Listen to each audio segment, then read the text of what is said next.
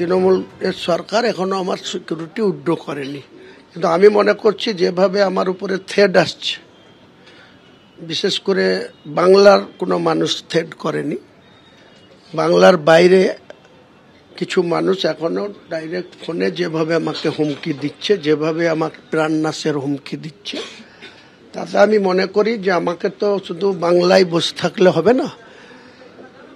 আমার এই সপ্তাহে 16 তারিখ অবধি আমার ব্যাঙ্গালোরে একটা অ্যাপয়েন্টমেন্ট আছে 16 তারিখে, সেটা ক্যান্সেল করব না রাখবো। নয়ডাতে একটা অ্যাপয়েন্টমেন্ট আছে, সেটাও আমার সিকিউরিটির প্রশ্নে আমাকে ভাবতে হচ্ছে যে আমি যখনই প্লেন ধরবো তখনই আমার পিছে কেউ না কেউ লেগে যেতে পারে, আমাকে কোনো কিছু করতে পারে। তো আমার সবথেকে জরুরি আমার সিকিউরিটি বাড়ানোর। তো আমি ওয়েস্ট বেঙ্গল গভর্নমেন্টকে যা মেল করার করব। আমি আর এটা ভরসা রাখছি না ওয়েস্ট বেঙ্গল পুলিশের উপর। এবার আমাকে সেন্ট্রাল সিকিউরিটি নিতে গেলে ডাইরেক্ট আমি নেব না, কিছু না নিয়ে তো তৃণমূল গভর্নমেন্ট বলতে লেগেছে আমি বিজেপির টাকায় চলছি, বিজেপি আমাকে টাকা দিয়ে চালাচ্ছে। আজকে যদি আমার লাইফ বরবাদ হয় তো কেউ আমাকে ফিরে আনতে পারবে না। তো আমার সিকিউরিটি প্রয়োজন। সিকিউরিটির জন্য আমি ওয়েস্ট বেঙ্গল পুলিশকেও যেমন অফিসিয়ালি মেল করব, পাশাপাশি সেন্ট্রাল গভর্নমেন্টের কাছেও বলবো, অনারেবল হাইকোর্টে যাব। হাইকোর্ট নওশাদকে যদি 6টা-8টা সিকিউরিটি দিতে পারে, সেক্ষেত্রে সিকিউরিটি আমাকে হাইকোর্ট দিলে নিশ্চয়ই সেন্ট্রাল ফোর্স পাবো। তার আগে আমার কাছে কালকের মধ্যে 8 জন প্রাইভেট সিকিউরিটি আমি লাগু করছি আমার জন্য। প্রতিনিয়ত হুমকি, অনেক অচেনা ফোন থেকে আমাকে বহুত রকম হুমকি দেওয়া হচ্ছে, জানে মেরে দেওয়া হবে, বাবরি মসজিদ করতে দেওয়া হবে না। তো তাদের হুমকিকে আমি থোড়াই কেয়ার করি না, আমি উপরওয়ালায় ভরসা করি। উপরওয়ালা একদিনই আমার মৃত্যু দেবে, যেদিন মৃত্যু হবে, কিন্তু আমার সাবধানতা অবলম্বন করে চলতে হবে, এটাই আমি। ভরতপুরের সাসপেন্ডেড তৃণমূল বিধায়ক হুমায়ুন কবির তার যে প্রস্তাবিত বাবরি মসজিদ, তার জন্য দানে ইতিমধ্যেই টাকার পাহাড় তৈরি হয়েছে। মোট 12টি ট্রাঙ্ক এবং বস্তায় সেই সমস্ত টাকা জড়ো করা হয়েছে।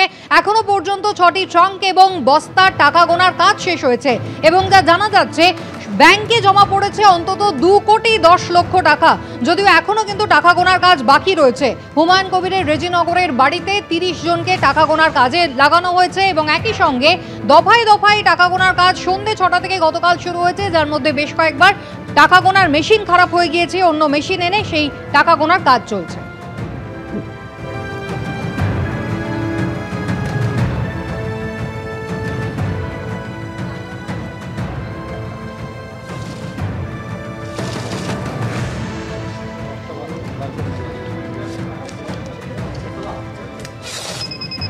কালকে সন্ধ্যে 6টা থেকে এই টাকা গোনা শুরু হয়েছে। টাকা গোনা চলেছে রাত্রির 12টা পর্যন্ত, তারপরে বন্ধ করে দিতে হয়েছে। তার কারণ এই যে টাকা গোনা হচ্ছিল তার জন্য একটি টাকা গোনার যন্ত্র নিয়ে আসা হয়, কিন্তু সেই যন্ত্র বিকল হয়ে যায় কাজ করতে করতেই।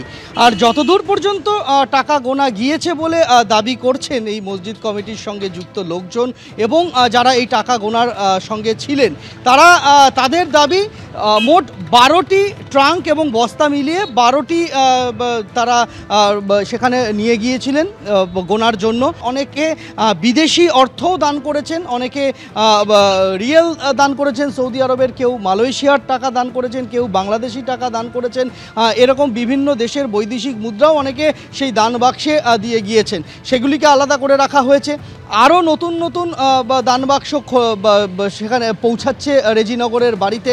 সেগুলি গণনার পরে একত্রে সেগুলিকে ব্যাংকে ফেলা হবে, এখনও পর্যন্ত তাই ঠিক রয়েছে। আমি যে জায়গায় দাঁড়িয়ে রয়েছি 12 নম্বর জাতীয় সড়কের ধারে, ঠিক এই জায়গা পরপর রাস্তা দিয়ে গাড়ির সারি তুমি দেখতে পাবে এবং যে জায়গায় এই প্রস্তাবিত এই মসজিদ, আমি একটু দূর থেকে সেটা দেখাচ্ছি, তাহলে বুঝতে পারবে যে এই মুহূর্তে কি পরিস্থিতি।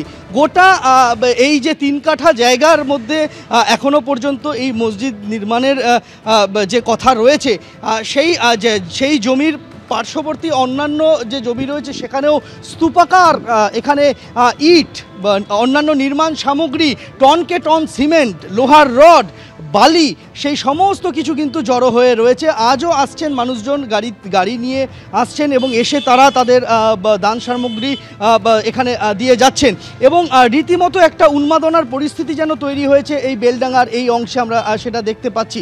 আশপাশের যে ইটভাটাগুলি রয়েছে, ইটভাটাগুলিতে ইট নেই, মানুষজন ইট কিনতে যাচ্ছেন, ইট পাচ্ছেন না, তার কারণ সবটাই কিন্তু খালি হয়ে গিয়েছে। এখনো পর্যন্ত যে এখানে যে ব্যাংক অ্যাকাউন্ট খোলা হয়েছিল এই মসজিদ নির্মাণের আগে ট্রাস্টের নামে, সেই ব্যাংক অ্যাকাউন্টের দৈনিক যে ট্রানজাকশানের লিমিট, সেই দৈনিক ট্রানজাকশানের লিমিট বাড়াতে হয়েছে। 20 লক্ষ টাকা ট্রানজাকশানের লিমিট বাড়ানো হয়েছে। এর আগে 30 লক্ষ টাকার মতো দৈনিক ট্রানজাকশানের লিমিট ছিল, সেই লিমিট বাড়াতে হয়েছে। এবার যে দান বাক্সে যে টাকাগুলি আসছে সেগুলিকে আজকে বা আগামীকাল সেগুলিকে ব্যাংকে জমা দেওয়া হবে, এখনও পর্যন্ত সেরকমটাই তারা ঠিক করেছেন। তারা আজকে যেটা জানিয়েছেন যে আরও বাড়তি টাকা গোনার যন্ত্র নিয়ে আসা হচ্ছে। মোট 3টি টাকা, গতকাল একটি টাকা গোনার যন্ত্র দিয়ে টাকা গোনা হচ্ছিল, সেই যন্ত্র খারাপ হয়ে যায়। আজকে আরও বাড়তি টাকা গোনার যন্ত্র নিয়ে আসা হচ্ছে এবং সেই কাজ, টাকা গণনার কাজ দান বাক্স খোলার পর সেটা শুরু হবে। এবিপি আনন্দ, এগিয়ে থাকে, এগিয়ে রাখে।